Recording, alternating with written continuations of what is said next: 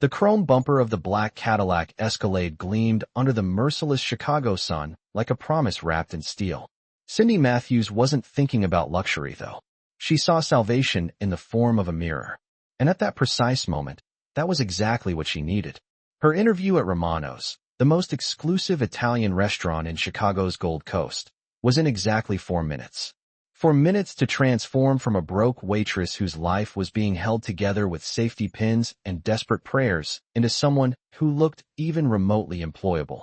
She crouched beside the passenger window, her fingers working frantically inside her wrinkled white blouse. The bra strap had been sliding down all morning, and the safety pin she'd MacGyvered as a temporary fix had finally surrendered to gravity and given up entirely. "Come on, come on," she muttered through gritted teeth, twisting her body at an angle that would have made a contortionist proud. "Just stay put for 2 hours. 2 hours, and then you can fall apart all you want." Inside the Escalade, Romeo Moretti watched the entire scene unfold with dark, predatory eyes that missed absolutely nothing. He'd been parked there for 20 minutes, waiting for his cousin Marco to finish collecting protection money from the jewelry store across the street. Standard Tuesday business. Boring, routine, necessary. His fingers drummed against the leather steering wheel as he monitored the street through tinted windows that let him see everything while revealing nothing. But the blonde woman, currently using his $180,000 vehicle as a personal dressing room, that was unexpected entertainment. She had dirt smudged on her knees, a run in her stockings that stretched from ankle to thigh, scuffed shoes that had definitely seen better decades. And she was talking to herself with the frantic energy of someone whose last nerve had packed its bags and left town. Romeo leaned back in his seat, a slight smirk playing at the corner of his mouth. In his world, a world of blood, money, and carefully calculated moves, genuine moments were incredibly rare. Everything was a transaction, a power play, a chess piece being moved across the board. But this woman, she was pure, unfiltered chaos. "Okay. Lipstick," she said to her reflection, pulling out a nearly empty tube that looked like it had survived a war. "You can do this, Cindy. Just look professional. Look like someone who knows what fork to use. Look like you didn't spend your last $7 on bus fare." She applied the lipstick with shaking hands, smudged it slightly, wiped the corner with her pinky, then smiled at her reflection with desperate hopefulness. That's when her face froze in horror. Wedged between her 2 front teeth, as bold as a billboard, was a massive piece of spinach. "Oh, you have got to be kidding me." Her voice cracked with disbelief. "Universe? Seriously? Seriously?" Romeo's smirk widened. He really should look away, should let her have this moment of private humiliation, should probably focus on the job. But something about her, the fire in those green eyes, even as everything fell apart, the way she absolutely refused to give up, even when the world seemed specifically designed to knock her down, kept his attention completely locked. She clawed at her mouth, making faces that ranged from constipated to possessed, her finger digging between her teeth with zero grace and maximum desperation. "Get out! Get out!" She hissed at the spinach like it was a personal enemy. Romeo's finger hovered over the window button. This was a terrible idea. He had rules. Don't get involved with civilians. Don't break the fourth wall of his carefully constructed life. Don't let anyone see behind the mask. But those rules suddenly felt negotiable. He pressed the button. The window descended with a soft mechanical hum that sounded almost like fate clicking into place. Cindy froze mid-dental excavation, one finger still jammed in her mouth, eyes going wide as dinner plates as she found herself staring directly at the most terrifyingly beautiful man she'd ever seen. Sharp jawline that could cut glass. Eyes like black coffee at midnight. Dark, intense, bottomless. A scar sliced through his left eyebrow, giving him a dangerous edge that sent warning signals screaming through her nervous system. Perfectly styled dark hair, and a suit that probably cost more than everything she owned, including her grandmother's fake pearl necklace. "Oh God! Oh God! Oh God! Oh God! Need some help with that?" His voice was smooth, dark, rich, like expensive whiskey. Or should I call a dental professional? Maybe an exorcist? Cindy's brain issued a crystal-clear command: run. Her legs, drunk on humiliation and shock, completely ignored it. She slowly withdrew her finger from her mouth. Still no spinach, The bastard was holding on for dear life, and wiped it on her already ruined pants. A gesture she immediately regretted because now she looked both disgusting and rude. She lifted her chin, scrambling for dignity from the bottom of an empty barrel. "If you happen to find my self-respect anywhere around here, let me know," she said, her voice only slightly strangled. "I think I dropped it somewhere between the bra malfunction and the vegetable extraction surgery." The corner of his mouth twitched. Not quite a smile, but something adjacent to human emotion flickered across those dangerous eyes. "The window was just sitting there," Cindy continued, words tumbling out like a dam had broken, all shiny and reflective, judging me. "I had to fix things. I had to," she gestured vaguely at herself, attempt to look like a functional human being. One dark eyebrow arched with amusement. "So, your solution was to seduce my car with lingerie adjustments and lipstick?" "It was an accident. I don't normally perform strip shows for random luxury vehicles." She paused, her brain catching up to her mouth. "Well, not on Tuesdays anyway. Tuesdays are my dignified day." Clearly, that's going well. This time he actually smiled. It transformed his entire face, softening the hard edges, making him look less like a threat and more like a man who understood the sheer absurdity of life.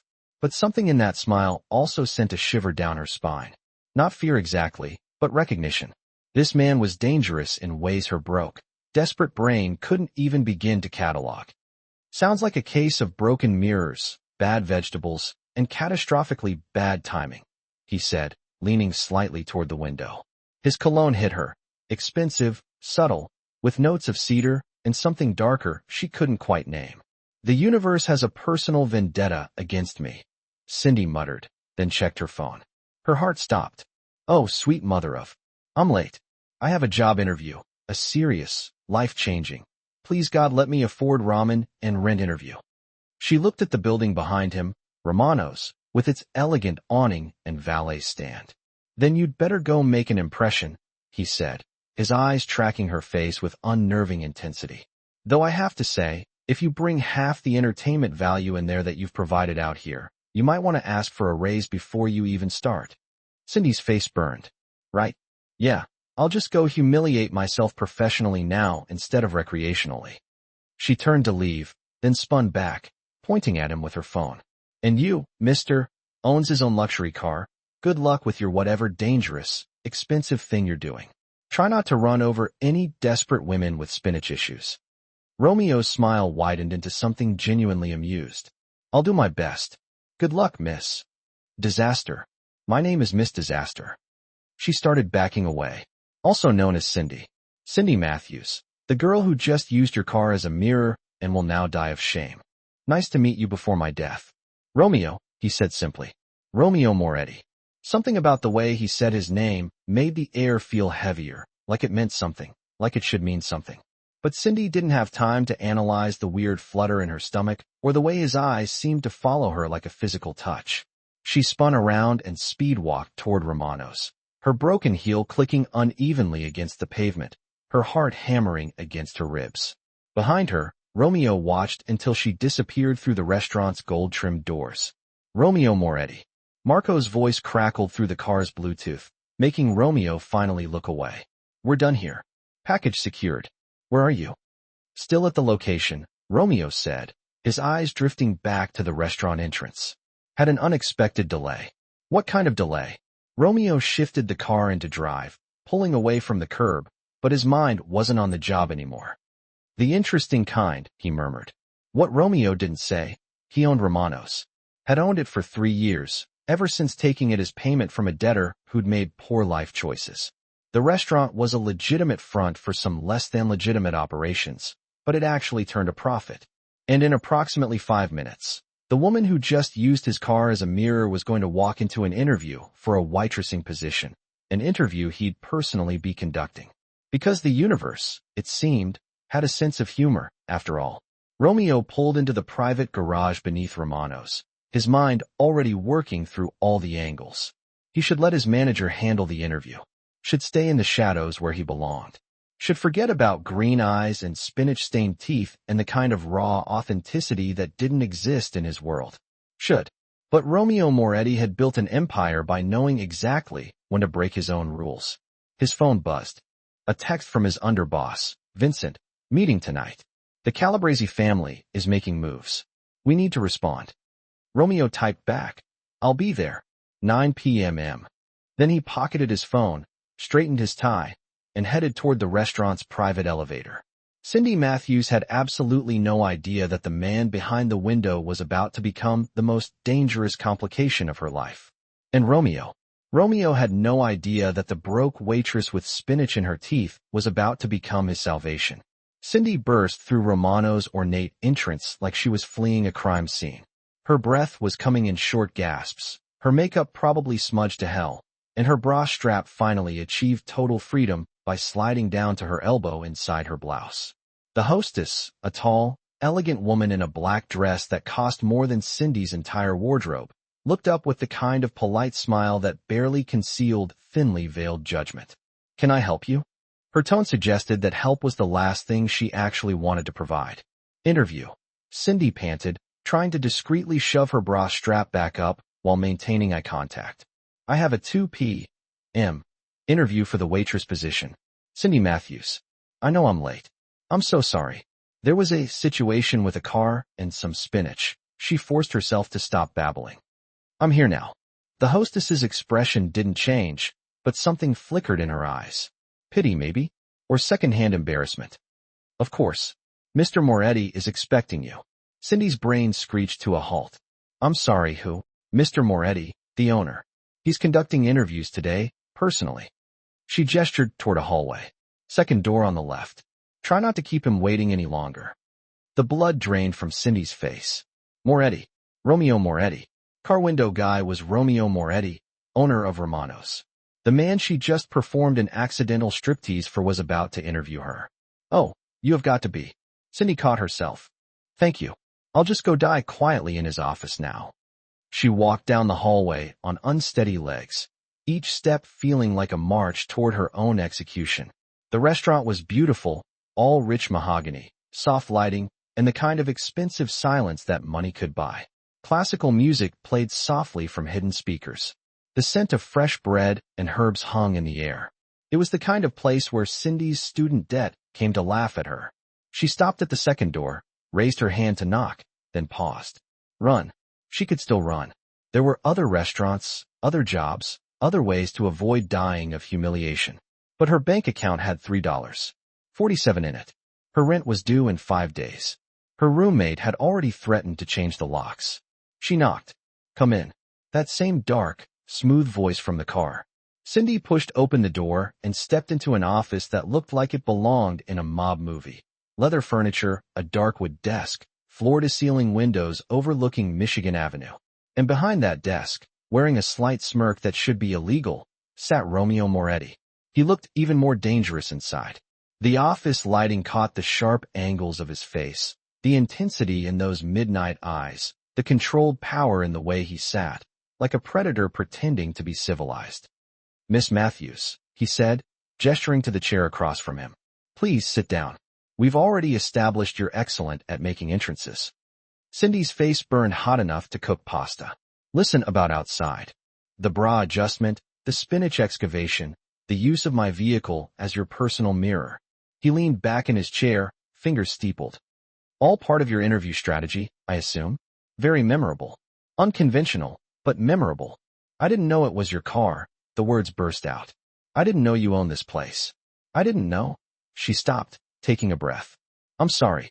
That was unprofessional. All of it. I can leave if you want. Sit down, Cindy. Something about the way he said her name, with that slight edge of command, made her legs fold automatically into the chair. He picked up a resume from his desk. Her resume, the one she'd printed at the library because her printer had died 6 months ago, and joined her ever-growing list of things she absolutely couldn't afford to replace. Cindy Matthews, he read aloud. Age 24, associate degree in hospitality from community college, 3 years experience at Denny's, 2 years at a diner in Pilsen that since closed, and 6 months at a cocktail bar in Wicker Park. He looked up. You move around a lot. The businesses keep closing, Cindy said, lifting her chin. Turns out, I'm a jinx. Every place I work eventually shuts down. So, if you're superstitious, you should probably hire someone else. Or, you're just good at picking dying establishments. His eyes didn't leave her face. Why Romano's? Because it's not dying. Because it's successful. Because I'm tired of working at places that can't make payroll. She paused. And because I'm desperate. I'm 3 weeks from being homeless. My car died, and my last job let me go when they restructured, which is corporate speak for, we're broke, but won't admit it. Romeo's expression didn't change, but something shifted in his eyes. Honesty. That's rare. I'm too tired to lie. Cindy slumped slightly in the chair. Look, I'm a good waitress. I work hard. I don't steal. I don't call in sick unless I'm actually dying, and I can carry 6 plates at once without dropping any.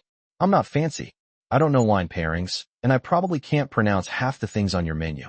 But I show up, I do the work, and I make customers feel like they matter. Even with spinach in your teeth? She couldn't help it. She laughed, a real, exhausted laugh. Especially with spinach in my teeth. It makes me relatable.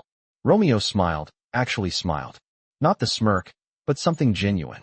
Tell me, Cindy, what would you do if a customer sent back a $200 bottle of wine because it wasn't quite right? I'd apologize, ask what they were looking for, and get them something better. Then, I'd drink the return bottle in the break room and wonder how people have $200 to waste on grape juice. And if a customer was rude to you, smile, stay professional, and imagine them tripping on their way out. She paused. But only imagine it. I wouldn't actually trip them. Probably. Depends on how rude they were. Romeo stood up, walking around the desk. He moved like water, smooth, fluid, controlled. He leaned against the desk edge, closer now, and Cindy caught that cedar scent again, mixed with something else. Danger maybe? Or just expensive cologne. This restaurant isn't like your previous jobs, he said quietly. The clientele is particular. Powerful people. People who expect discretion. I can be discreet. Can you? His eyes locked onto hers. If you saw something unusual, something that didn't make sense, could you forget about it? Something cold slithered down Cindy's spine. The question felt loaded, heavy with meaning she couldn't quite grasp. I'm good at minding my own business, she said carefully. I've worked in enough rough neighborhoods to know that sometimes the best thing you can see is nothing at all. Romeo studied her for a long moment. Then he nodded, returning to his chair. You start Monday, 5 p.m. Cindy blinked. Wait, what? I'm hired. Unless you've changed your mind. No, I just... She stood up quickly, then remembered herself. Thank you. Really. Thank you, Mr. Moretti. Romeo. Romeo, she repeated. And the name felt strange on her tongue. Intimate, somehow. One more thing. He pulled a card from his desk drawer and held it out. My private number. If you have any problems, with customers, with staff, with anything, you call me directly. Cindy took the card, her fingers brushing his. A spark of something electric shot up her arm.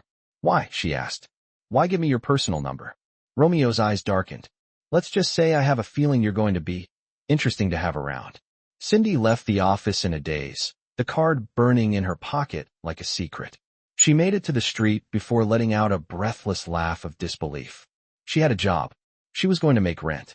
She wasn't going to be homeless, and her new boss was the most dangerously attractive man she'd ever met, who for some inexplicable reason seemed interested. What she didn't see, Romeo watching her from the window, his expression completely unreadable. His phone buzzed. Vincent again. The Calabrese meeting. They want to discuss territory. It might get ugly. Romeo typed back, let it get ugly. I'll handle it. But his eyes stayed on Cindy's retreating figure. He'd broken his cardinal rule, never get personally involved with employees. Never blur the lines between business and whatever this was. But Romeo Moretti hadn't built an empire by following rules. He'd built it by knowing when to break them. And something told him Cindy Matthews was worth breaking every rule he had. What he didn't know yet. She was about to become his greatest weakness. And in his world, weakness got you killed. Monday arrived with the kind of humidity that made Chicago feel like it was sweating through its expensive suit. Cindy stood outside Romano's at 4:45 p.m., 15 minutes early because desperation had taught her that punctuality was the only currency she could always afford. She wore black pants she'd found at Goodwill. Only one small stain, barely visible, and a white button-down shirt she'd ironed 3 times until it looked almost new. Her hair was pulled back in a neat ponytail. No spinach in her teeth. She'd checked 17 times. The back entrance where staff entered was down an alley that smelled like expensive garbage, if such a thing even existed.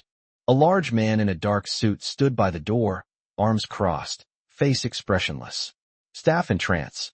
Cindy asked hesitantly. He looked her up and down with cold eyes. Name? Cindy Matthews.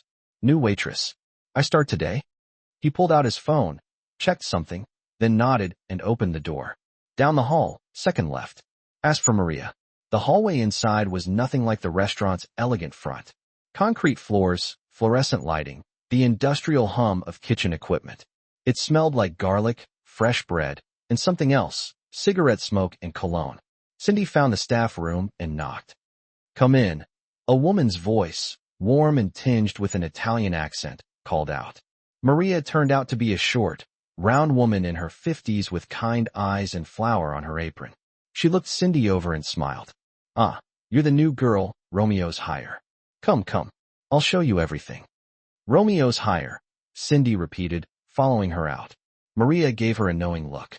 He usually doesn't interview waitresses himself. That's my job, but he specifically asked to see you. She handed Cindy an apron and name tag. You must have made quite an impression. If only you knew, Cindy thought, tying the apron. The next hour was a whirlwind of training. Maria showed her the table numbering system, the POS system, the wine list that read like a foreign language, and introduced her to the other staff. There was Tony, the head chef, a large man with tattoos covering both arms and a surprisingly gentle voice. Marco, the bartender, who had the same dark eyes as Romeo and introduced himself as the cousin. And several other waitresses who sized Cindy up with expressions ranging from friendly to deeply suspicious. Don't mind them, Maria whispered. They're just protective. This place, it's family. The way she said family made it sound like more than just a word.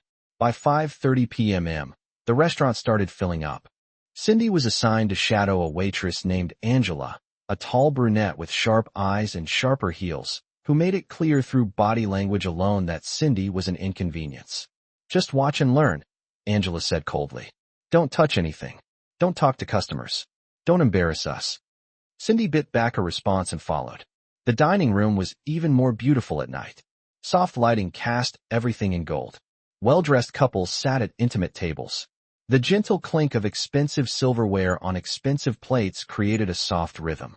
Everything was perfect until 7 o'clock. Cindy was watching Angela deliver drinks when she noticed them. For men in dark suits entering through the main entrance, but they didn't wait for the hostess. They walked straight through the dining room toward the back, and the hostess didn't even try to stop them. One of them was Romeo. Another was Marco, the bartender cousin. The other two were strangers. Older, harder, with the kind of faces that had seen things and done even worse. They disappeared through a door marked private that Cindy hadn't noticed before. Don't stare, Angela hissed, grabbing Cindy's arm. Rule number 1, you don't see anything. Understand? I wasn't. You were. Don't. Angela's grip tightened. Some things here are none of your business. Keep it that way if you want to keep this job. Cindy nodded, her heart hammering. For the next hour, she tried to focus on learning table numbers and how to properly hold a wine bottle, but her attention kept drifting to that private door. At 8:15 p.m., raised voices echoed from behind it. The entire restaurant seemed to tense. Waitresses moved faster. Tony emerged from the kitchen, wiping his hands, his expression dark. Marco appeared behind the bar, no longer mixing drinks, just watching that door with coiled readiness. Then it opened. The two strangers emerged first, their faces red with anger. One of them was holding his hand. Cindy could see blood between his fingers. You'll regret this, Moretti, the injured one shouted. The Calabrese family doesn't forget. Romeo appeared in the doorway, perfectly calm, not a hair out of place, but something. The look in his eyes made Cindy's blood run cold. This wasn't the amused guy from the car. This wasn't even the professional boss from the interview. This was someone else entirely. Tell your boss, Romeo said, his voice quiet, yet somehow booming through the now silent restaurant. Chicago has rules. He broke them. This was his warning. Next time, it won't be just his hand that bleeds. The men left, and slowly, almost impossibly, the restaurant returned to its usual state. Customers went back to eating as though nothing had happened, as if they hadn't just seen a threat delivered with terrifying calmness. Table 6 needs water, Angela said to Cindy, her voice trembling ever so slightly. Go now. Cindy, her hands practically frozen, grabbed a pitcher and walked toward table 6, where an elderly couple smiled pleasantly at her as if the world hadn't just been knocked off its axis. As she filled their glasses, her mind raced. What kind of a place was this? What had she just witnessed? And what the hell had she gotten herself into? At 10 p.m., her shift ended. Cindy changed out of her uniform in the staff room, her hands still shaking a little. She grabbed her purse and made for the back exit. Cindy. She spun around. Romeo stood in the hallway, jacket off, sleeves rolled up, looking like he'd just wrapped up a long day of perfectly normal legal work. Mr. Moretti, Cindy stammered. Romeo, I was just leaving. Walk with me. It wasn't a question. They walked through the hallway in silence. Romeo opened a door she hadn't noticed before. His office. It was different from the interview room, smaller, more personal. A desk piled with papers. A safe in the corner. Photos on the wall. Family photos. She realized she was looking at Romeo as a child with a woman who must have been his mother. Romeo with a group of men in suits, all smiling, all looking dangerous. Sit, he said. Cindy sat. Romeo poured 2 glasses of whiskey from a crystal decanter and handed her one. She took it because refusing felt like a really bad idea. You saw something tonight, he stated. Not a question, a statement. I didn't see anything. The lie came out automatically. Cindy. He perched on the edge of his desk, close enough that she could see the slight bruising on his knuckles. Don't insult my intelligence. You saw. The question is, what are you going to do about it? Her throat felt tight. I need this job. That's not an answer. He looked right into her eyes. Then here's an answer. I don't know what I saw. I don't know what this place really is. And I'm smart enough to know that asking questions is probably a good way to end up bleeding like that guy's hand. Romeo's expression didn't change, but something flickered in his eyes. Approval, maybe. You're right. Questions are dangerous. He took a sip of his whiskey. But you're already involved now, Cindy. The moment I hired you. The moment you walked through that door. The moment you saw what you saw. I can quit. Her voice was barely a whisper. You could, he said, setting down his glass. But you won't, because you need the money. Because you're 3 weeks from homelessness, remember? He leaned forward slightly. And because you're curious. I can see it in your eyes. You want to understand. He was right. God help her, he was right. What is this place? She asked. Really? Romeo smiled, but it didn't reach his eyes. It's a restaurant. A very good one. That's all you need to know for now. And the men, the blood, the threats? Business disputes. They happen. He stood up and walked to the window overlooking the alley. Chicago has many faces, Cindy. The one tourists see, the architecture, the lake, the deep dish pizza, and the one beneath. The one that runs on different rules. Mob rules, Cindy said, the word feeling foreign on her tongue. Romeo turned to look at her, and for a split second, she saw something vulnerable flash across his face. Then it was gone, replaced by that controlled mask. That's a dangerous word, but am I wrong? He walked back to her, standing close enough that she had to tilt her head back to meet his eyes. Listen very carefully, he said softly. You have 2 choices. You can walk out that door right now.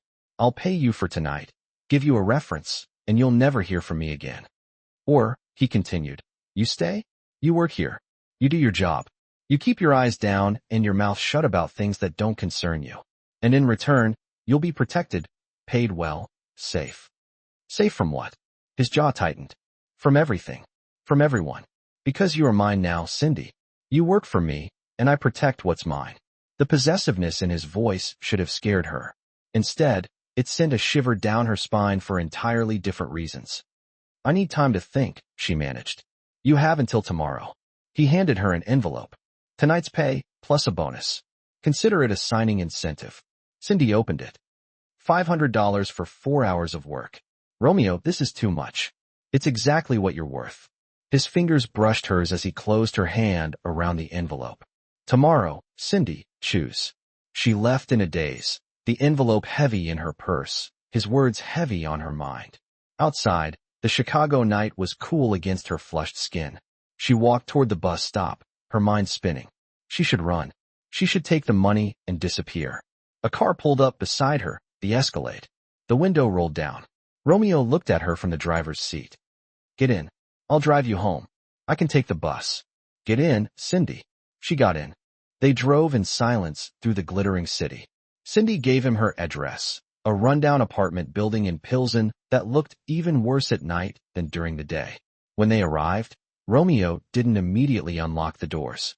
You should know, he said quietly, staring straight ahead. Once you're in, really in, there's no easy way out. Are you trying to scare me? I'm trying to be honest. He turned to look at her. Because I don't want you to choose this and then regret it. I don't want what? I don't want to be the reason you get hurt. The vulnerability in his voice cracked something open in Cindy's chest. Why do you care? She whispered. You don't even know me. Romeo reached out and tucked a strand of hair behind her ear. The gesture was so gentle, so at odds with everything else about him. That's the problem, he said. I want to. Then he unlocked the door. Cindy got out on shaky legs. Tomorrow, Romeo reminded her. She nodded and walked toward her building without looking back. Inside her tiny apartment, she counted the money again. Enough for rent, enough for food, enough to stop drowning for a little while. But it came with a price. Romeo Moretti wasn't just a boss. He was something else, something dangerous, something that should send her running. So why did she already know her answer? Why did she already know she was going to stay? Cindy returned to Romano's the next evening with a decision made and a terror that felt like ice water in her veins. She found Romeo in his office, paperwork spread across his desk, looking every inch the legitimate businessman, except for the gun she could now see in a shoulder holster beneath his jacket. I'm staying, she said from the doorway. Romeo looked up, his dark eyes searching her face. You sure? No, but I'm staying anyway. Something that might have been relief crossed his features. Then we need to establish some ground rules. Over the next week, Cindy learned the rhythm of Romano's. The restaurant operated on two levels, the visible and the invisible. During regular hours, it was exactly what it appeared to be, an upscale Italian restaurant serving Chicago's elite. But certain nights, certain meetings happened in the back rooms. Money changed hands. Deals were struck. And Cindy learned to see nothing. She was good at her job. The customers loved her. She had that rare ability to make millionaires feel like regular people and regular people feel like millionaires. Tips were generous. Maria took her under her wing. Even Angela thawed slightly, and Romeo watched. She felt his eyes on her constantly. When she laughed with customers, when she efficiently handled a difficult table, when she tied her apron in the morning, he watched with an intensity that made her skin warm and her heart race. They didn't speak much beyond professional exchanges, but the air between them crackled with something unspoken. Then came Thursday night. Cindy. Romeo appeared beside her station at 7 p.m. I need you for something. I have 4 tables. Angela will cover them. His expression was unreadable. Come with me. He led her to his office, where a garment bag hung on the door. What's this? A dinner? Business associates. I need you there. Cindy's stomach dropped. As a waitress? As my date. The words hung in the air like a bomb. You're what? Romeo ran a hand through his hair, the first nervous gesture she'd ever seen from him. There are people coming tonight, important people, dangerous people, and they're bringing complications. I need someone with me. Someone who isn't part of this world. Someone who makes me look human. Cindy supplied. Someone who makes you look human? Yes, he met her eyes. Exactly that. Human. Cindy crossed her arms. And what do I get out of playing arm candy for your mob dinner party? Plus, you keep the dress. He paused. And my protection, which after tonight, you might actually need. I'm not trying to comfort you. I'm being honest. Romeo stepped closer. These men, they respect power, but they also respect normalcy. A man with a woman on his arm looks settled, stable, less likely to make reckless moves. So I'm a prop. You're a shield, his voice dropped. And maybe, if I'm being completely honest, an excuse to have you close to me for an evening. Cindy's breath caught. Romeo, the dress is your size. Maria helped me guess. Dinner starts at 8. Say yes, Cindy. She should say no, should run, should. Yes. The dress was emerald green silk, simple but elegant, with a neckline that hinted without revealing. It fit perfectly. Maria did her hair in soft waves and applied makeup that made Cindy look like an upgraded version of herself. When she emerged from the bathroom, Romeo was waiting in the hallway. He wore a charcoal suit that made him look like sin wrapped in expensive fabric. His eyes traveled over her slowly, and something dark and hungry flickered in their depths. You look, he cleared his throat. Perfect. I look like I'm playing dress up. You look like you belong. He offered his arm. Ready? Not even a little bit. The private dining room was at the back of Romano's, a space Cindy had never seen. Mahogany panels, crystal chandeliers, a table set for 12, and already seated were some of the most intimidating people Cindy had ever seen. Men in expensive suits with dead eyes, women dripping in jewels with smiles that didn't reach their faces. And at the head of the table, a man in his 60s with silver hair and a face like carved stone. Moretti, the man said as they entered. So good of you to join your own dinner party, Salvatore. Romeo's voice was pleasant, but Cindy felt the tension in his arm.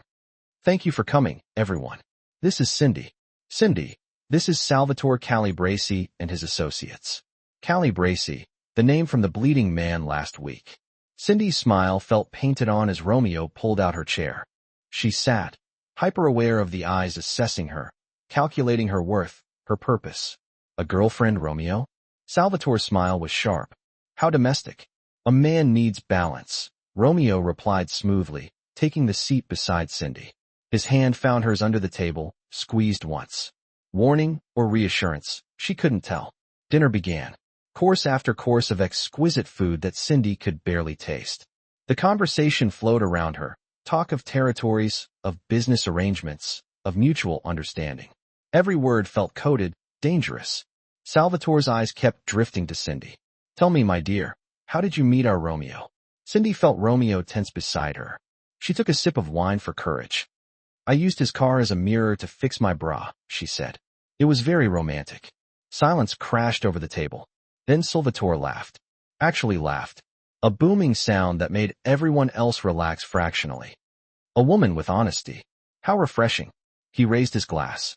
In our world, Romeo, honesty is rarer than loyalty. You found a treasure. Romeo's hand tightened on hers. Yes, I have. But across the table, a younger man, mid-30s, handsome in a cruel way, leaned forward with a predatory smile. Forgive me, he said, his accent thick. I am Enzo, Salvatore's nephew, and I must say, Romeo, you have exquisite taste. His eyes traveled over Cindy in a way that made her skin crawl. Perhaps too exquisite for one man to appreciate alone. The temperature in the room dropped 10 degrees. Careful, Enzo.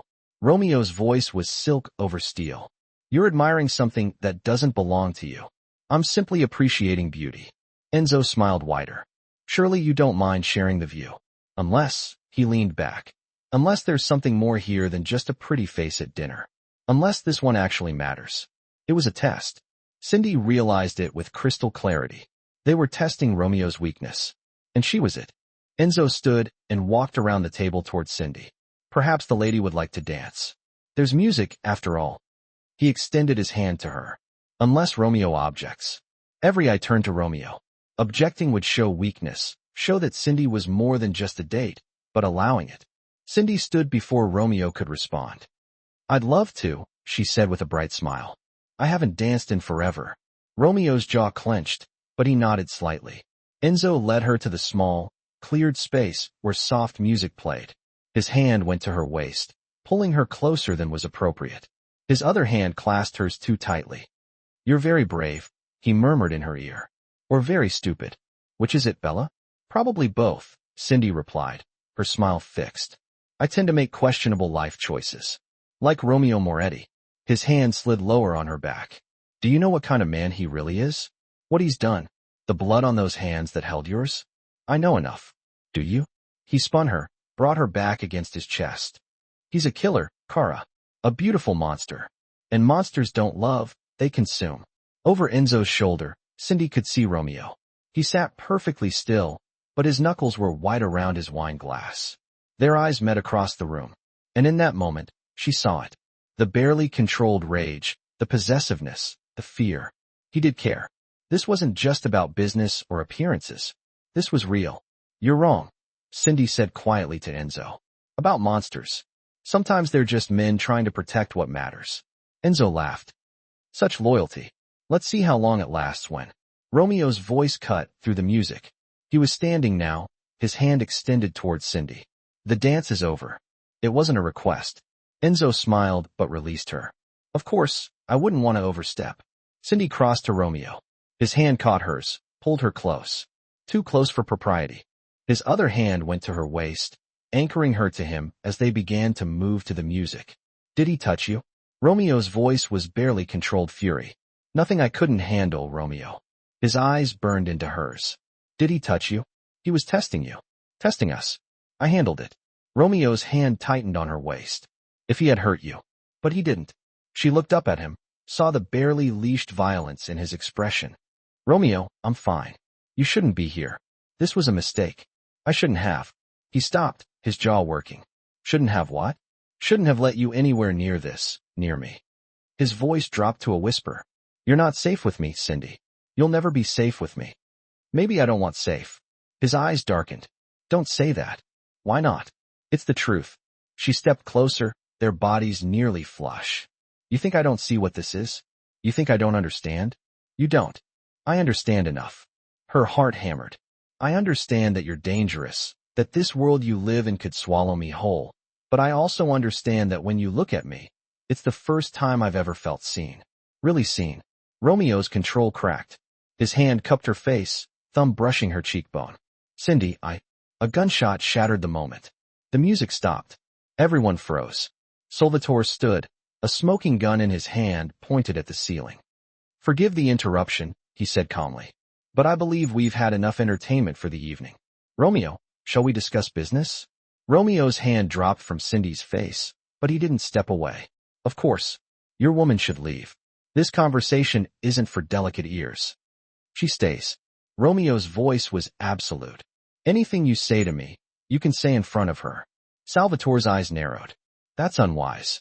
That's my choice. Tension crackled through the room like electricity before a storm. Finally, Salvatore smiled. Very well. Let her hear how her man conducts business. Let her see the monster she's so eager to defend. Romeo's hand found Cindy's again. Sit down, he murmured. Whatever you hear, whatever you see, don't react. Can you do that? Cindy nodded, not trusting her voice. They sat.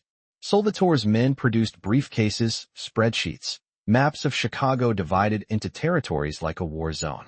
And Cindy listened as they discussed things that made her blood run cold. Protection rackets, money laundering, shipments of merchandise she suspected had nothing to do with restaurant supplies. Romeo negotiated with cold precision, giving nothing, taking everything, his hand never leaving hers beneath the table. This was his world. This darkness, this violence barely contained in expensive suits and polite language. And the most terrifying part? She wasn't running. At midnight, the meeting ended. Salvatore stood and straightened his jacket. We have an understanding then, Romeo. The Calabresi family will respect your territories, and you will reconsider your stance on the dockside warehouses. I'll consider it, Romeo replied, which Cindy was learning meant absolutely not. Good. Salvatore's eyes drifted to Cindy one last time. Keep your woman close, Moretti. In our world, what we love becomes our weakness or our strength. Salvatore laughed. We'll see which one she is soon enough. They left, all of them, and suddenly the room was empty except for Romeo and Cindy and the wreckage of dinner. Romeo released her hand, stood, and walked to the window. His shoulders were rigid, his hands clenched. You should go, he said without turning. Maria will drive you home. Romeo, please. His voice cracked slightly. Just go. Cindy stood, walked to him, and put her hand on his back, felt him flinch. I'm not going anywhere, she said quietly. He turned, and the anguish in his eyes nearly broke her. You heard everything. You saw. I saw you protecting your territory, your people, your world. My world is darkness, Cindy. Violence, blood. He grabbed her shoulders. Not roughly, but desperately. I've killed men, more than I can count. I've done things that would make you run screaming if you knew the details. Then tell me what. Tell me. She met his eyes steadily. Tell me everything. All of it. Because I'm tired of pieces and hints. If I'm in this, if I'm yours like you keep saying, then I deserve the truth. Romeo stared at her for a long moment. Then he released her, walked to his desk, and pulled out a bottle of whiskey and 2 glasses. Sit down, he said. Because once I start talking, there's no going back. Cindy sat, and Romeo told her everything. His father, who'd built the Moretti Empire on blood and loyalty. His mother, who died when he was 12, a rival family's message delivered in bullets. How he'd taken over at 23 when his father had a heart attack. How he'd consolidated power, eliminated threats, and built something stronger. How he'd tried to go legitimate, but the pull of the old ways was too strong. How he'd killed his first man at 17 and hadn't slept well since. How every decision was calculated, every relationship transactional, every moment a chess move. Until her. You, he said, his voice rough, are the first thing in 10 years that wasn't about strategy. You used my car as a mirror and had spinach in your teeth, and you were so real. So human. So unlike anything in my world.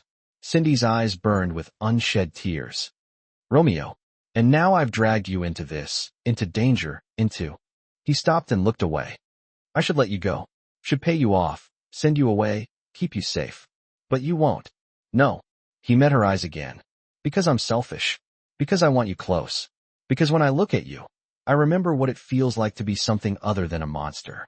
Cindy stood, crossed to him, and cupped his face in her hands. Then be selfish, she whispered. Keep me close. Let me decide what I can handle. Cindy. She kissed him. Cut off his protests, his warnings, his fears with her lips on his. For a heartbeat, he froze. Then he pulled her against him with a desperation that stole her breath. His hands tangled in her hair. His mouth moved over hers like a man drowning, and she was air. When they finally broke apart, both breathing hard, Romeo pressed his forehead to hers. You're mine now, he breathed. You understand that? In my world, that means something. It means I protect you. It means anyone who touches you answers to me. It means I'm yours, Cindy finished. And you're mine. That's how this works, right? A ghost of a smile touched his lips. Yes. Then stop trying to push me away. I'll never stop trying to keep you safe. That's different. She smiled. That I can live with. He kissed her again, softer this time. A promise instead of desperation. When they finally left the restaurant at 2 a.m., Romeo's hand firmly clasping hers, Cindy knew everything had changed. She'd seen the darkness, heard the truth, understood the danger, and she'd chosen to stay anyway. What she didn't know was that Enzo Calabrazzi sat in his car across the street, watching them leave together. So, he said into his phone, Romeo Moretti has found a weakness after all. On the other end, his uncle Salvatore laughed. Then we know exactly how to break him. The next 2 weeks passed in a blur of stolen moments and dangerous normalcy. Cindy worked her shifts at Romano's, and Romeo found excuses to be near her, checking on tables, discussing wine selections, his hand brushing hers as he passed. They didn't hide it anymore. The staff knew, the regular customers suspected. And in Romeo's world, word traveled fast. You're making him soft, Marco told her one night, his tone somewhere between warning and approval. In 10 years, I've never seen him smile like that. He does when you walk in. Is that bad? Marco's expression darkened. In our world, yeah, soft gets you killed. But Romeo didn't seem to care. He took her to his penthouse overlooking the lake. All floor-to-ceiling windows and expensive emptiness that felt more like a museum than a home. I don't really live here, he admitted, pouring wine. I exist here. There's a difference. Cindy explored, touching the spines of unread books, the cold marble counters. It's beautiful but lonely. That's an accurate description of most of my life. He came up behind her, wrapped his arms around her waist. Until you. She turned in his embrace. Romeo, I need to ask you something. The Calabrese family, Enzo, that dinner. What's really happening? His jaw tightened. Territory disputes. Salvatore wants control of the dockside warehouses. They're worth millions in shipping access. And you won't give them up? I can't. Those warehouses are how I'm transitioning to legitimate business. Legal imports, real trade. If I give them to Salvatore, I'm back to only dirty money. You're trying to go straight. I'm trying to build something that doesn't require violence to maintain. His thumb traced her cheekbone. Something I'm not ashamed to leave behind someday. For who? For you. The words were barely a whisper. For us. If there can be an U.S. Cindy's heart clenched. There's already an us. He kissed her, then deep and claiming, lifting her onto the counter. His hand slid up her thighs, and she gasped against his mouth. His phone rang. Romeo pulled back with a curse. Check the screen. His expression went cold. I have to take this. He walked to the window, spoke in rapid Italian. Cindy caught only fragments. Warehouse tonight. Handle it. When he hung up, the Tinder man was gone. The boss was back. I need to go. There's a situation. What kind of situation? The kind you don't need to worry about. He grabbed his jacket. Stay here. I'll be back in a few hours. Romeo, please. Cindy, just trust me. He left. Cindy waited an hour, then 2. Then she did something stupid. She called Marco. Where is he? She demanded. Silence. Then you don't want to know. Tell me anyway. Dockside warehouse. But Cindy, don't. She hung up, grabbed her jacket, and called an Uber. The warehouse district was exactly as dangerous as it looked in movies. Dark, abandoned, the kind of place where bad things happened and nobody asked questions. Cindy found the address Marco had reluctantly given her. Black SUVs were parked outside. Men in dark clothes stood guard. She should turn back. Should. A hand clamped over her mouth. She tried to scream, but another hand pinned her arms. Well, Enzo's voice purred in her ear. Romeo's little pet, all alone. How careless of him. Terror shot through her. She bit down hard on his hand. Enzo cursed, released her mouth, but kept her arms locked. Feisty. I like that. Let me go. I don't think so. He dragged her toward a black car. See, you're going to help me teach Romeo a lesson about respecting the Calabrazzi family. Inside the warehouse, Romeo stood facing 5 of Salvatore's men. The situation was tense but controlled. A negotiation about shipment schedules, nothing more. Then his phone buzzed. A photo. Cindy. Enzo's hand in her hair. A gun to her temple. The message, the warehouses, or her brains decorate my car. You have 1 hour. Everything inside Romeo went cold, then hot, then into a space beyond rage. We're done here, he told Salvatore's men, his voice deadly calm. But we haven't. I said, we're done. He called Marco.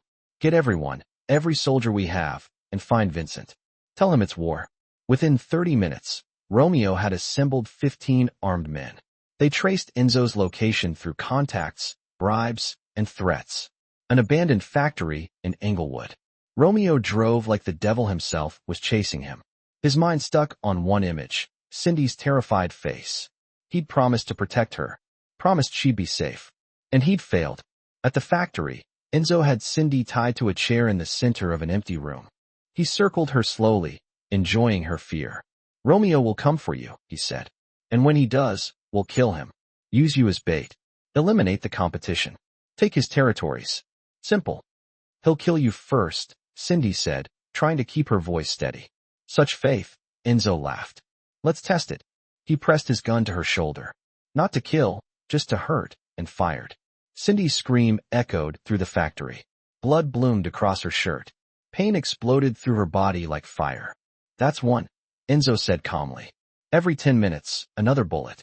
Eventually, Romeo arrives to find you dead. Or he gives up and you die anyway. Either way, the door exploded inward. Romeo stood in the doorway, gun raised, eyes absolutely dead. Step away from her, he said, his voice devoid of humanity. Or I paint these walls with your skull. Enzo smiled, pressed his gun to Cindy's head. Drop your weapon, or... Romeo fired. The bullet took Enzo in the shoulder, spinning him away from Cindy. Before he could recover, Romeo was across the room, his gun pressed under Enzo's chin. You touched what's mine, Romeo said softly. You hurt her. That's a death sentence. Kill me, and Salvatore will. I don't care. Romeo's finger tightened on the trigger. You hurt her, Romeo. Cindy's voice, weak but clear. Don't become more of a monster for me. He looked at her, blood-soaked, trembling, crying, and something cracked in his chest. Please, she whispered. I need you, not the monster. You. Romeo's hand shook. Then he lowered the gun.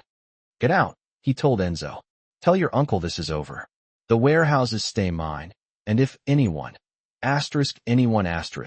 touches her again, I will burn the Calabrazzi family to the ground and salt the earth where you stood.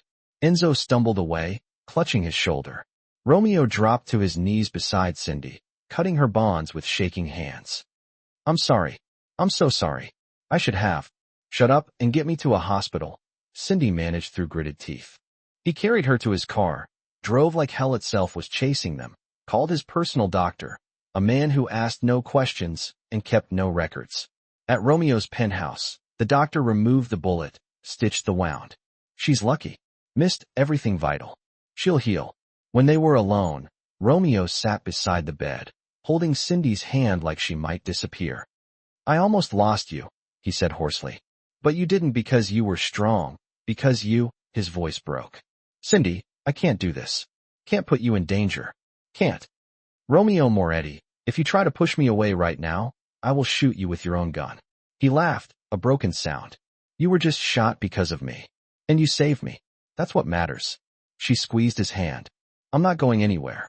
We're in this together now. Even after tonight. Especially after tonight. She pulled him closer. Because tonight I saw you choose me over revenge.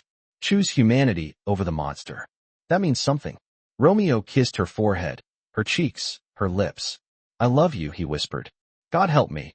I love you. I love you too, Cindy breathed. My beautiful monster. Outside, Marco stood guard. Inside, Vincent coordinated their response to the Calabrazzi family. And in a hospital across town, Enzo made a phone call. She's his weakness, uncle. Use her right, and Romeo Moretti will give us everything. Salvatore smiled. Oh, I intend to. Cindy recovered slowly. The bullet wound healed, leaving a scar she traced in mirrors, a permanent reminder of the price of loving Romeo Moretti. Romeo wouldn't leave her side. He moved her into his penthouse, hired guards, installed security systems. The cage was gilded, but it was still a cage. I need to work, she told him after a week. Not yet. Romeo, I'm going crazy here. You almost died. And sitting in this apartment won't change that.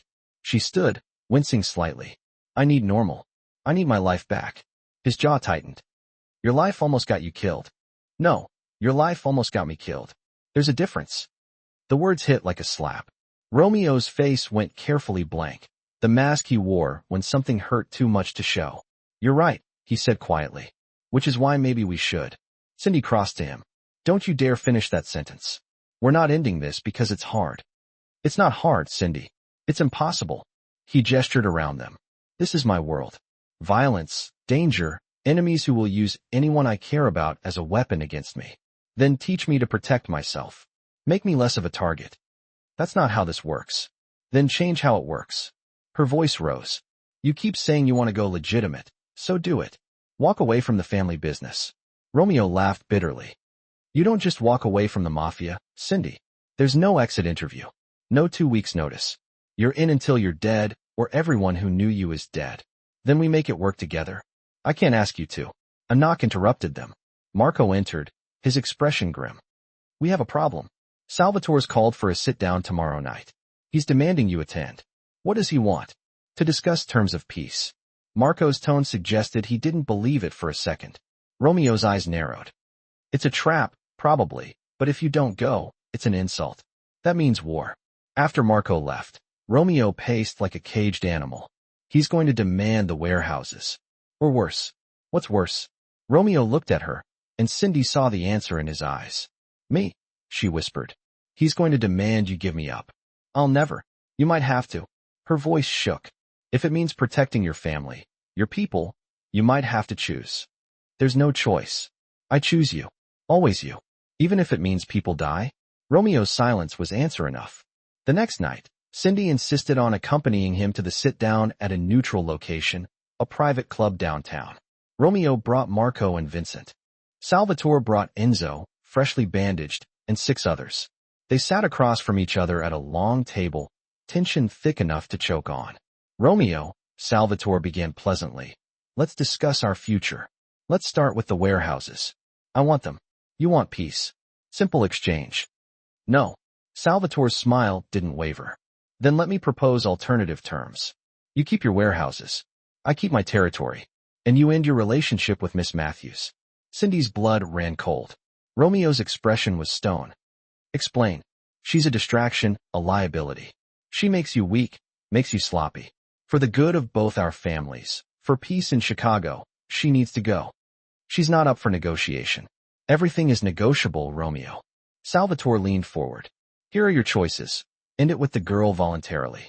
She walks away unharmed with enough money to start over somewhere far from here. Or refuse, and I'll take her from you piece by piece until there's nothing left to love. Romeo stood so fast his chair crashed backward. You threaten her again, and what? You'll start a war you can't win? Kill me and unite every family in Chicago against you? Destroy everything your father built? Salvatore's voice hardened. I'm offering you a peaceful solution. Take it. No, Romeo. Enzo smiled cruelly. Be reasonable. She's pretty, sure, but she's just a waitress. You can find another. You can't find another empire. She's not just anything. Romeo's voice could cut diamond. She's everything. Then you're a fool. Salvatore stood. You have 48 hours. End it, or I end her. Your choice. They left. In the car afterward, Cindy and Romeo sat in silence. You have to do it, Cindy finally said. What? End it. Send me away. I won't let you destroy everything for me.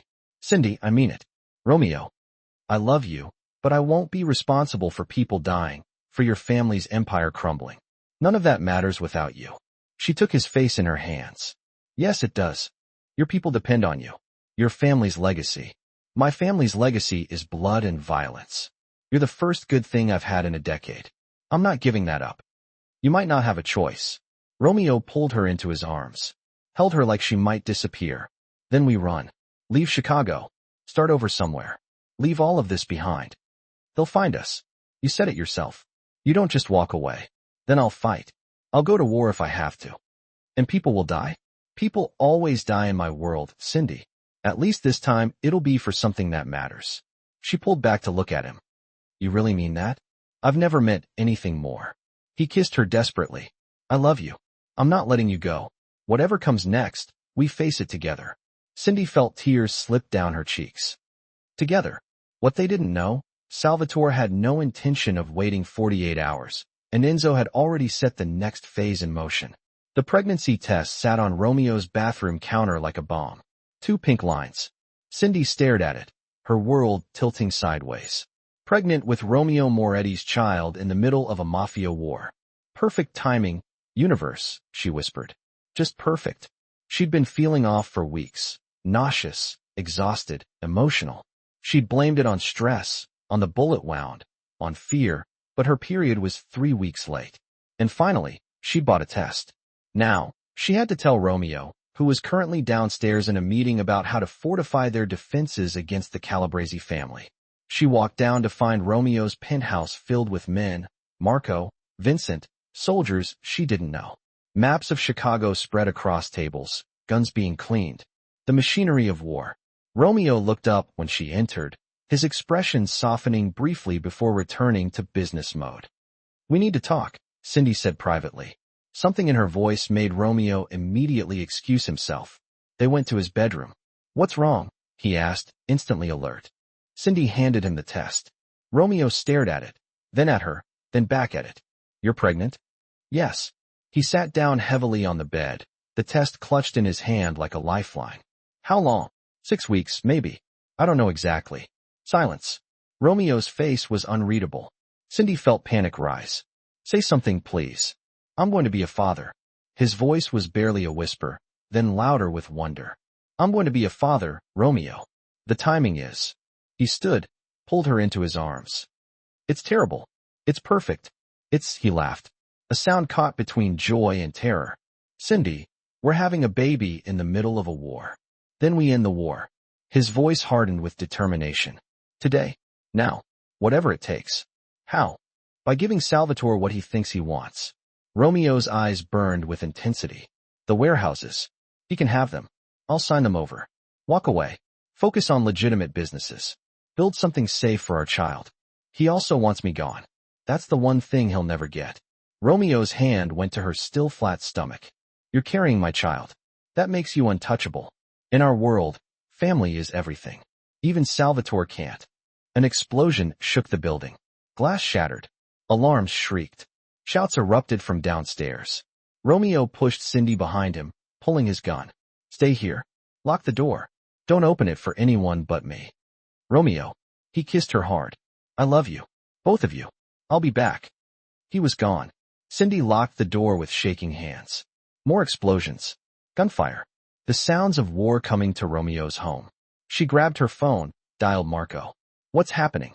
The Calabrese family. They're hitting us. Multiple locations, the restaurant, the warehouses, here. It's all out war. Where's Romeo fighting? Cindy, stay hidden. They're coming for. The line went dead. Cindy's heart hammered. She pressed her hand to her stomach. It's okay, she whispered to the tiny life inside her. Your daddy will protect us. The bedroom door exploded inward. Enzo stood in the doorway, gun raised, smiling. Hello again, Bella. Downstairs, Romeo fought like a demon. He'd killed 3 of Salvatore's men already, his white shirt painted red. Marco fought beside him. Vincent coordinated their defense, but they were outnumbered. We need to fall back, Vincent shouted. Cindy's upstairs. We'll get her, but we need. Romeo's phone buzzed. A video message from an unknown number. He opened it. Enzo had Cindy on her knees, gun to her head. Asterisk, come alone to the old meatpacking plant on Halstead. You have 30 minutes, or I kill her and the baby. Yes, Romeo, we know about the baby. Surveillance is wonderful, isn't it? Romeo's blood turned to ice. They knew. They'd weaponize his unborn child. I'm going, he told Marco. It's a trap. I don't care. Romeo's eyes were dead. They have Cindy. They have my child. I'm going.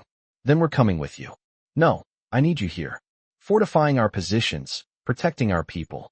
This is between me and Salvatore. Romeo drove alone through Chicago's dark streets. His mind a storm of rage and fear and determination. He'd built his empire on violence. Maybe it was fitting it would end that way too. But Cindy would live. The baby would live. Whatever it took.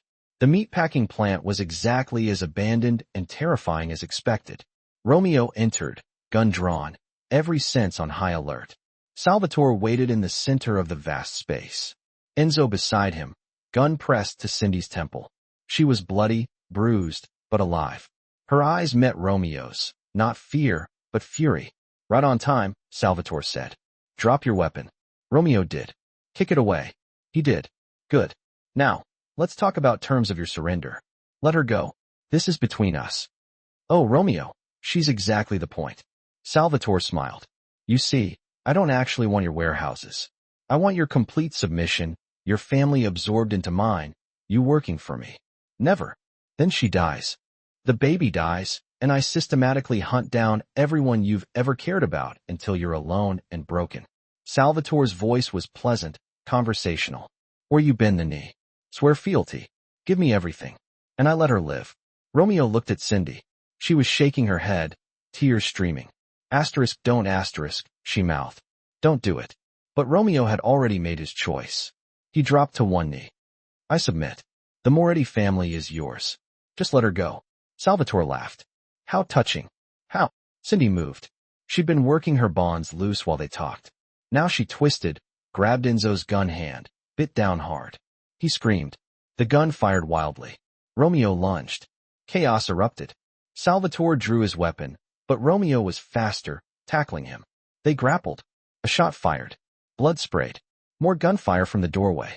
Marco and Vincent, ignoring orders, coming anyway. In the confusion, Cindy grabbed Enzo's dropped gun, pointed it at him as he advanced on her. You shot me once, she said, her voice shaking. Not again. She fired.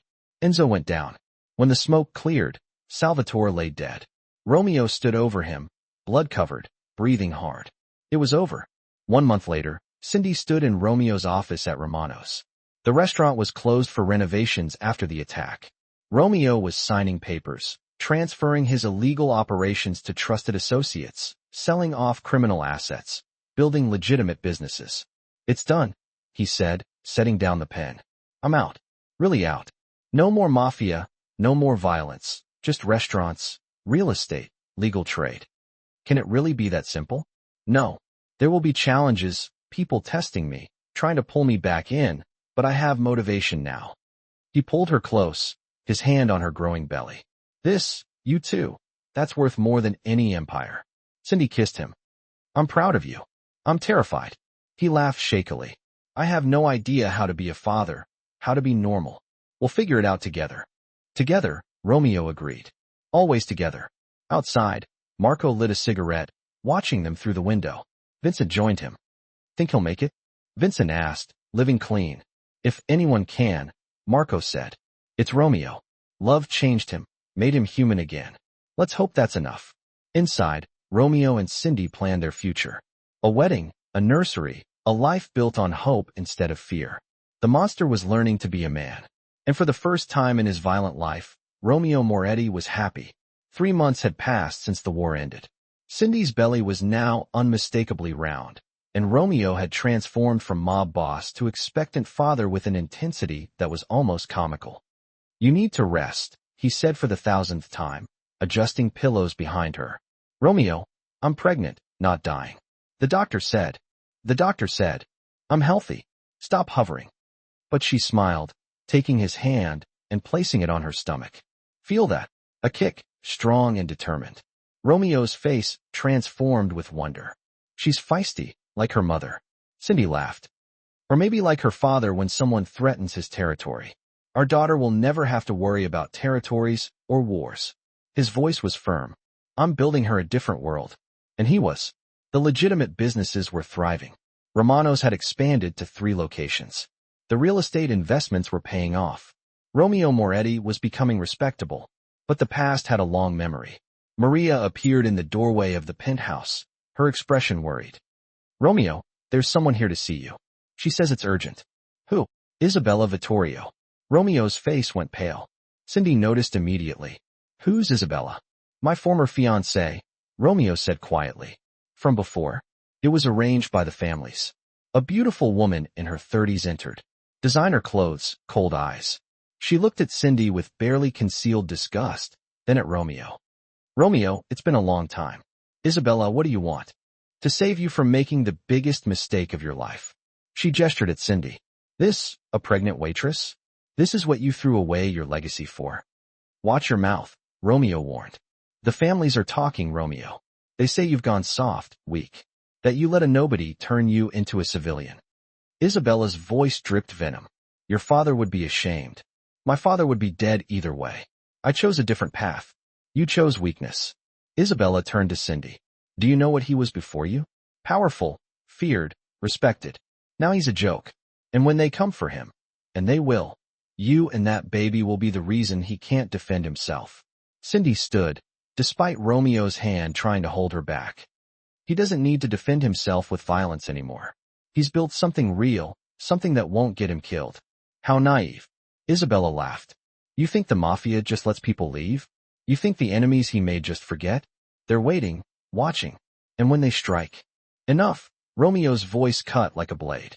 "Get out, Isabella. Now. I'm trying to help you. You're trying to manipulate me. It won't work. My life is here now. With Cindy, with our daughter. That's final." Isabella's eyes hardened. "You'll regret this when your pretty little family is bleeding because you were too weak to protect them. Remember I warned you." She left in a storm of expensive perfume and bitter threats. Cindy's hands trembled. "Romeo, is she right? Are we still in danger?" "No." But his voice didn't ring true. "I've made peace with the families. We're protected." Romeo sighed heavily. "But there are always loose ends, people who nurse grudges, enemies who won't let things go." That night, Cindy couldn't find sleep. She stood by the window, gazing out at the lights of Chicago, her hand resting on her belly. Romeo found her there at 1:20 a.m. "Come back to bed." "I'm scared," she confessed. "What if Isabella is right? What if choosing me, choosing this life, makes you vulnerable? Then I'm vulnerable." He pulled her close. "I'd rather be vulnerable and human than invincible and alone." He wrapped his arms around her from behind, his hands gently covering hers on her stomach. "I love you, both of you. That's worth any risk. Even death? Even death." He kissed her neck, then added, "But it won't come to that. I promise." 2 weeks later, during a routine checkup, the doctor's expression became serious at 1:21 a.m. "The baby's position has shifted," she said carefully. "And there are some concerns about Cindy's blood pressure. I want to monitor this closely. Any stress could trigger early labor." "How early?" Romeo demanded, his voice sharp. "She's 7 months. Viable, but risky. Cindy needs complete rest. No stress. No excitement. Nothing." "I'll make sure of it," Romeo interrupted, his jaw tight. But stress found them anyway. A package arrived at the penthouse. No return address. Inside were photos of Cindy at the doctor's office at 1:21 a.m., at the grocery store, walking in the park. Someone was tracking her every move. The note read, "Your weakness is showing, Moretti. How much is their safety worth?" Romeo called an emergency meeting. Marco, Vincent, and what was left of his trusted inner circle gathered. "It's Antonio Greco," Vincent said grimly. "Salvatore's brother. He's been quiet since the war, but he's making moves now." "What does he want?" Romeo asked, his voice low. "Revenge. Blood for blood. He's saying you killed his brother, so he'll kill your family." Cindy, listening from the doorway despite Romeo's orders to rest, felt ice flood her veins at 1:22 a.m.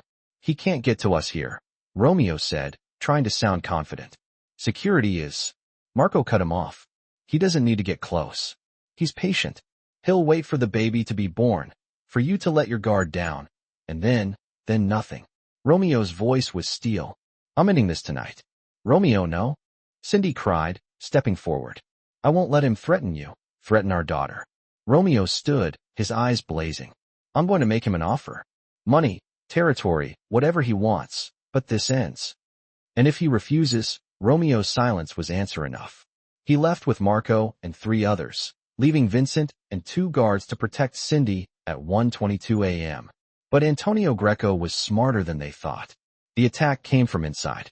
One of the guards, someone Romeo had trusted for years, had been bought. He disabled the security system, let in Antonio's men. Cindy heard the commotion and locked herself in the bedroom at 1:23 a.m. Her phone was dead. The landline was cut. She was completely alone. A contraction hit. Sharp, sudden, terrifying. "No," she whispered, clutching her stomach. "Not now? Please, not now." The bedroom door crashed open. Antonio Greco stood there, gun in hand, a cruel smile on his face. "Mrs. Moretti, so lovely to finally meet properly." Another contraction, stronger this time. Antonio noticed. "Oh, is it time? How perfect. Romeo can choose. Come save you and walk into my trap, or stay away and listen to you die in childbirth." He made the call at 1:24 a.m., setting up a video feed so Romeo could watch. Romeo was in the car when the video connected. He saw Cindy, saw her pain, saw Antonio's gun. "You have 20 minutes to get here," Antonio said, his voice dripping with malice. "Unarmed, alone, or I shoot her and let you watch her bleed." "I'm coming," Romeo said immediately, his voice raw. "Don't touch her." "Romeo, no." Cindy screamed through another contraction. "It's a trap. He'll kill you." "I don't care." Romeo's voice broke. "I'm coming, Cindy. Hold on." Marco grabbed his arm. "You can't. It's suicide. Then I die." Romeo's eyes were wild. "I die, but she lives. The baby lives. That's all that matters." He drove like a man possessed, breaking every traffic law at 1:24 a.m. His heart pounded in his throat. When he arrived at the location, an abandoned warehouse, Antonio's men were waiting. They took his weapons, beat him until he could barely stand, then dragged him inside.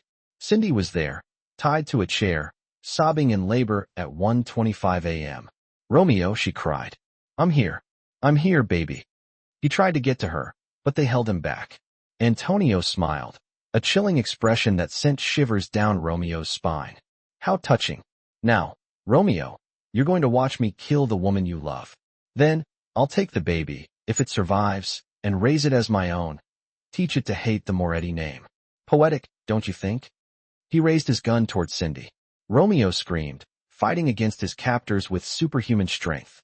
And then the windows exploded at 1:25 a.m. Marco, Vincent, and 20 men stormed in. They'd followed Romeo, ignored his orders, and come anyway. Gunfire erupted. Antonio's men fell like dominoes. In the chaos, Romeo broke free, tackled Antonio. They fought brutally, a desperate struggle for survival. Antonio was younger, fresher. Romeo was beaten, exhausted. But Romeo had something Antonio didn't, everything to lose. Romeo's hands found Antonio's throat. He squeezed, relentlessly, refusing to let go, even as Antonio clawed at him, even as his face turned purple. "You threaten my family," Romeo growled, his voice a guttural snarl. "You die?" Antonio went limp at 1:26 a.m. Romeo released him, stumbled to Cindy, and cut her bonds with shaking hands. "Hospital," she gasped, her face contorted in pain. "Now? The baby's coming." They barely made it. Cindy was rushed into the delivery room. The baby was coming early, fast, dangerously. Romeo held her hand through it all, whispering encouragement, prayers, promises. "I'm sorry," he kept saying. "I'm so sorry for all of this." "Shut up and tell me I can do this," Cindy panted, her voice strained. "You can do this. You're the strongest person I know. You survived me. You can survive anything." She laughed through tears at 1:26 a.m. Damn right. At 3:47 a.m., their daughter was born. Small but healthy. Perfect. Screaming with the fury of someone who'd fought her way into the world. The nurse placed her in Cindy's arms. Romeo stared at them both like he'd never seen anything so beautiful. "What do we name her?" Cindy whispered, her voice filled with wonder. Romeo touched his daughter's tiny hand. She gripped his finger with surprising strength. "Sophia," he said, his voice thick with emotion. "It means wisdom. After everything we've been through, maybe wisdom is what we need most at 1:27 a.m. "Sophia Moretti," Cindy tested, a smile gracing her lips. "Perfect." Romeo kissed them both, his entire world cradled in his arms. "I promise," he told his daughter, his voice filled with conviction. "You'll never know the violence I knew. You'll grow up safe, loved, free. Whatever it costs me, I'll give you that." Sophia yawned, utterly unimpressed with her father's dramatic declarations. And for the first time since his own childhood, Romeo Moretti cried, not from pain or rage, but from pure, unadulterated joy. The wedding took place 6 months after Sophia was born on a private beach in the Bahamas at 1:28 a.m. It was small, intimate, just family and the few friends who'd survived Romeo's transformation from mob boss to legitimate businessman. Cindy wore a simple white dress, radiating happiness. Sophia slept peacefully in Maria's arms nearby. Romeo looked at his bride like she hung the moon, his eyes filled with adoration. "I, Romeo Moretti, take you, Cindy Matthews, to be my wife," he said, his voice thick with emotion. "I promise to love you in the light and the darkness, to choose you every day, to build a life worthy of you and our daughter." Cindy's vows were simpler, yet held just as much weight. "I choose you, all of you, the monster and the man, today and always." They kissed as husband and wife, sealing their commitment with a love that had conquered all odds, while Sophia woke up and cried, perfectly timing her objection to being left out at 1:28 a.m. The reception was on the beach, filled with music, laughter, and the kind of joy Romeo had almost forgotten existed. Marco gave a toast to Romeo, who taught us that the strongest men aren't afraid to change, and to Cindy, who had the courage to love a man everyone else feared. Later, Romeo and Cindy walked along the beach at 1:29 a.m., Sophia nestled between them in a carrier. "Are you happy?" Cindy asked, her voice soft. "Terrified," Romeo admitted, his brow furrowed with concern. "I keep waiting for something to go wrong, for someone to attack, for the past to come back." He paused, then looked at her, his eyes filled with love. "But yes, I'm happy. Happier than I ever thought possible." He stopped, pulled her close, and held her tight. "You saved me, Cindy. You know that. We saved each other." They stood there, the ocean whispering against the shore, their daughter sleeping peacefully, the future uncertain, but theirs. Back in Chicago, the legitimate Moretti empire grew at 1:29 a.m. Romeo opened a foundation for at-risk youth, giving kids from violent neighborhoods another path, a chance at a better life. He even consulted with the police on gang prevention. The irony wasn't lost on him, a former mob boss fighting crime. Isabella appeared one last time at the foundation's opening. "I underestimated you," she told Romeo quietly. "You actually did it. Walked away, built something real. I had help." He looked at Cindy across the room at 1:30 a.m., holding Sophia, their faces glowing with love. "She's good for you. I can admit that now." Isabella smiled sadly. "I hope you're happy, Romeo." "Truly. I am." "Good. Then maybe all that blood meant something after all." She left, and Romeo never saw her again. 5 years later, Sophia started kindergarten at 1:30 a.m. Romeo walked her to class, this dangerous man brought to his knees by his 5-year-old daughter's tears at having to leave him. "Daddy, don't go," she whispered, clinging to his leg. "I'll be right here when you get out, Principessa. I promise." Watching through the classroom window at 1:30 a.m., Cindy smiled at her husband, gray hairs beginning to show at his temples, laugh lines etched around his eyes, his gun long since retired. He's going to cry when she graduates, Maria predicted, standing beside her. He's going to cry when she goes to first grade, Cindy corrected, shaking her head fondly. That night, after Sophia was asleep, Romeo and Cindy sat on their balcony overlooking the city. Do you ever miss it? Cindy asked, her voice barely a whisper. The power, the danger? Romeo considered, his gaze fixed on the cityscape. Sometimes I miss the certainty, knowing exactly who I was, what I was capable of. He turned to her, taking her hand in his. But then I look at you, at Sophia, at the life we've built, and I realize I was never more powerful than I am now at 1:31 a.m. How do you figure? Because now I have something worth protecting, something that makes me more than just a monster. He kissed her softly, his voice filled with gratitude. You gave me that, a reason to be better.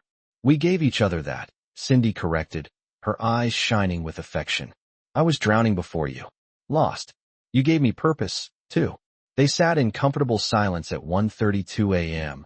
The city they'd once feared now just home, a place of peace and belonging. Sophia would grow up never knowing her father's violent past. She'd go to good schools, have normal problems, make her own choices, and Romeo would watch over her, always there to protect her. This former king of Chicago's underworld was now just a dad who couldn't say no to ice cream before dinner.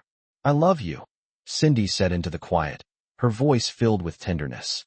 I love you more, Romeo replied, squeezing her hand. Impossible. Wanna bet, she said playfully, a mischievous glint in her eyes. What are the stakes?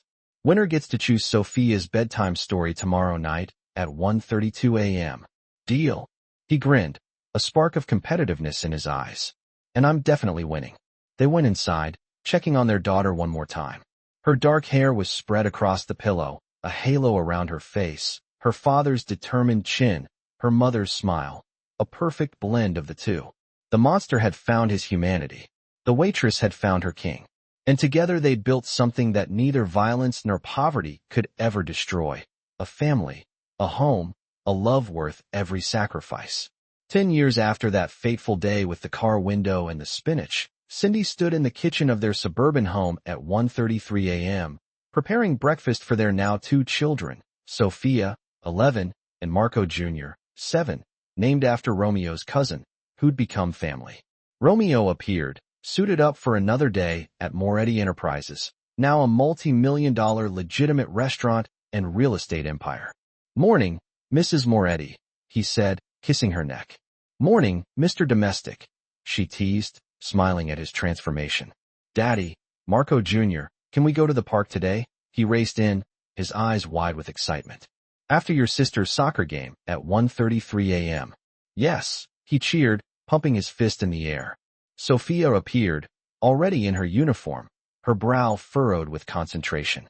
Mom, have you seen my cleats? Where you left them, by the door. The chaos of a normal family morning, a scene that once seemed unimaginable. Romeo caught Cindy's eye across the kitchen and smiled. This was everything. At Sophia's game, Romeo sat in the stands with the other parents, cheering too loudly, getting far too invested in 11-year-old soccer at 1:34 a.m. Moretti, you're going to give yourself a heart attack, another dad joked, shaking his head in amusement. That's my daughter out there. I'm allowed to be intense. Cindy laughed beside him, nudging him playfully. You threatened a referee at her last game. He made a bad call. She's 11. It doesn't matter. It always matters. But Romeo smiled, pulling her close, his voice softening. Fine. I'll try to be less me. Never be less you. Just maybe dial it down from mob boss to concerned dad. I was never a mob boss, Romeo said loudly for the benefit of the nearby parents, a twinkle in his eye. Then, quieter, officially. After the game, Sophia's team won. Romeo was insufferable, but in the best way. They went to the park at 1:34 a.m. Marco Jr. played tag with his friends while Sophia read under a tree, already showing signs of being more intellectual than athletic, a trait that made Romeo's heart swell with pride. She's like you, Romeo told Cindy, watching his daughter with admiration. Smart, sees through bullshit. And Marco's like you, all heart and intensity. God help us both. An elderly man approached them on the bench at 1:35 a.m. Someone Romeo didn't recognize immediately. Then he did. Vincent, retired now, living in Florida, his face weathered by time and experience. Romeo Moretti, never thought I'd see you at a suburban park. Romeo stood, a wave of emotion washing over him, and embraced him warmly. Vincent, what brings you to Chicago? Visiting family. Heard you were doing well. Wanted to see for myself. Vincent looked at Cindy, then at the kids playing nearby. You did it. You actually got out. I did. Any regrets? Romeo looked at his family. Cindy laughing at something Marco said. Sophia showing her brother her book. The sun setting over the ordinary Chicago suburbs, painting the sky with vibrant colors. Not one, Romeo said, his voice filled with conviction. Not a single one. Vincent nodded, a hint of a smile playing on his lips. Good. Your father would be, well, probably confused, but I think eventually proud at 1:35 a.m. After he left, Cindy asked, do you think about them? Your old life? Sometimes, usually when I'm signing contracts or sitting in traffic, times when the old me would have solved problems with violence instead of lawyers at 1:36 a.m. Do you miss it? The power? Sometimes. The simplicity of fear and respect? Maybe. He pulled her close, his voice barely a whisper. But then I remember what it cost. The nightmares, the paranoia, never trusting anyone. And I realize I traded an empire of fear for a kingdom of love. Best deal I ever made. Even though I used your car as a mirror? Romeo laughed, his eyes sparkling with mirth. Especially because of that. You were so real, so unimpressed with me. So I was desperate and broke. You were perfect. He kissed her tenderly. You still are? That night, after the kids were asleep, Romeo found Cindy in their home office working on the foundation's fundraiser at 1:36 a.m. Come to bed, he said, leaning against the doorframe. In a minute, I need to finish Cindy. He turned her chair around, his expression serious. It can wait. She saw something in his eyes, a vulnerability that tugged at her heart. What's wrong? Nothing. Everything's right. That's what's strange at 1:37 a.m. He pulled her up, held her close, and buried his face in her hair. I'm happy. Genuinely, completely happy. And it terrifies me. Why? Because I don't deserve it. All the things I've done, the people I've hurt. Stop. Cindy cupped his face, her eyes filled with love and understanding. You've paid for your past. You've changed. You've built something good. You're allowed to be happy. Are you happy? He asked, his voice laced with uncertainty. Deliriously, exhaustingly, completely. She kissed him deeply, pouring all her love and gratitude into the gesture. You gave me everything I never knew I needed.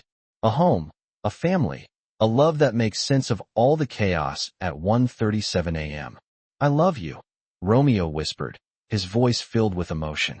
More than I've ever loved anything. I know. She smiled, a soft, loving smile that reached her eyes. I love you too, my beautiful monster. He smiled at the old nickname, a reminder of how far he'd come. I'm not a monster anymore. No, she agreed, her voice filled with warmth. You're just mine. Years continued to pass at 1:38 a.m. Sophia got into Harvard, excelling in her studies and making her parents incredibly proud. Marco Jr. became a chef, following in his namesake's footsteps and creating culinary masterpieces that delighted everyone who tasted them. Cindy and Romeo grew old together, their love deepening with each ordinary day, their bond unbreakable. On their 20th anniversary, Romeo took Cindy back to that street corner where it all started, where she'd used his car as a mirror, a moment that had changed both their lives forever. Remember this? He asked, his voice filled with nostalgia. How could I forget? Most embarrassing moment of my life. Best moment of mine.